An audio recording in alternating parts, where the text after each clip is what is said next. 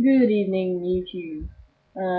Okay, so last I said I think was that I have my appointment ready for the GIC. So that's still scheduled for the 16th of this month, which is next Tuesday. But basically they gave me a crap load of forms in the post to fill in, which was just basic questions like have you it was like a little assessment in itself, and then they're going to go into it in more depth at my actual appointment. So it was a really cool little assessment form thing, just like have I gone through any treatment before, what treatment am I going through, what treatment do I want, am I living full time, have I changed my name, some sort of questions like that. So that was alright. And I thought, well, the GIC is what, half an hour away from my house, I might as well just go. Um, So I took my forms down and said, yeah, I need to drop off some stuff. And she said, who's your nurse? Have you been allocated one yet? And I said, well, yes. Then I told them my nurse's name, and then my nurse came out and was like, hi Tom, I've not met you before. I think you've got an appointment that's scheduled for the 16th. Do you want to come into a consultation and we'll have a bit of a chat? So we sat and we talked for a good hour about the treatment that I want and where I'm at with social and legal transition, like when it comes to name changes and stuff like that. And I was expecting like for like my assessment to be like 6 months long, like the sixth appointment, and I was expecting stuff like to have to wait like 12 months on T for like getting surgery and stuff. But it turns out that that isn't the case. I think they said something along the lines of that, my assessment in total will probably be about 3 to 4 months, with where I'm at, because it's just a question of ticking boxes at this point.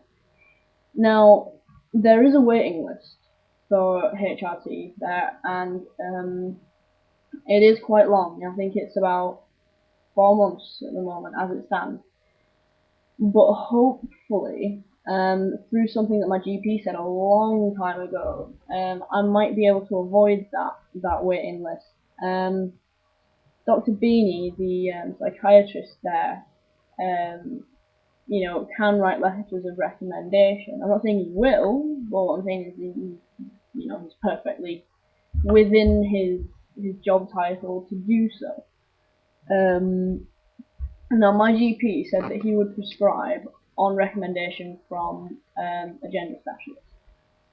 So if I can get me a letter from Dr. Beanie saying that, you need to, I recommend that you prescribe X to said person, then my GP will do it, basically. So I could theoretically be starting to sort of in the next 5 months, which I can do. I can wait. That's fine. Um, I still want to find out, sort of things like that from Dr. Beanie himself, which I'll be doing next Tuesday. And I'll just sort of see how things go there. Also, the other thing that really surprised me, was that I was under the impression that if you start hormone therapy with them, then you need to be on hormone therapy for 12 months, or 12 to 18 months, and then they will start your surgery referrals. Wrong. Apparently, according to my nurse, which I'm assuming he's not going to lie to his back teeth, you need to be on HRT for 4 to 6 months, and then they'll start the referral process, which means, his projection for me was potentially, if everything goes smoothly with my doctor, with my assessment, and with T, then I could be on hormone therapy and have had surgery in about 14 months' time. Which, massive surprise, massive surprise. I was not expecting it at all. As soon as he said that, I was so taken aback and surprised. I just laughed. I was so relieved, because he basically said, for all intents and purposes, I because of where I'm at in my transition, socially and everything, it's a question of just ticking boxes, which I've ticked all their boxes, you know. So I don't think there should be I don't think there's going to be any unnecessary waiting. So it's an exciting time. You know, I'll obviously put up another video after my first appointment. Hopefully my mood will still be as good and as lifted. So yeah, that's basically what's happened so far. I spoke to him, and he looked at my forms, spoke to me for a little while, and that was what he thought from his experience of working there.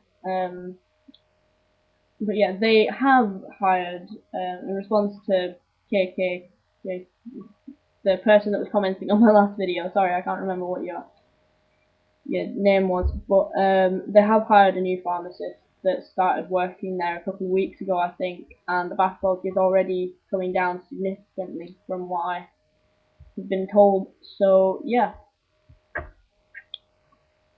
that the waiting list is partly the reason why, it's the reason why I'm trying to go through my GP for the actual prescription process. So yeah, everything's positive. It's all happening with my transition. Other aspects of my life, college is going well. I'm pretty settled in. I'm probably going to be joining a gym on Monday, which will most likely be Virgin Active because they're really nice and it's a nice gym and it has nice changing rooms, and I want to get fit for when I start T, so that when I do start T, I can just roll on with the going to the gym and hopefully bulk up quite a bit. That would be quite nice. In other news, it's going to sound sad, but it isn't. Well, it was sad, but now it isn't. I'm now single. Adam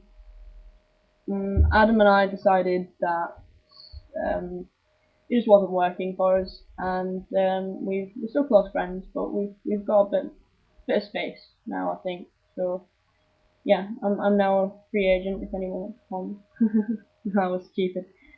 Pretend that I can cut that out. I can't because I upload straight to YouTube from my webcam. But yeah, ignore what I just said. So yeah, that's pretty much it. So I will update you guys next week sometime. So yeah, bye all.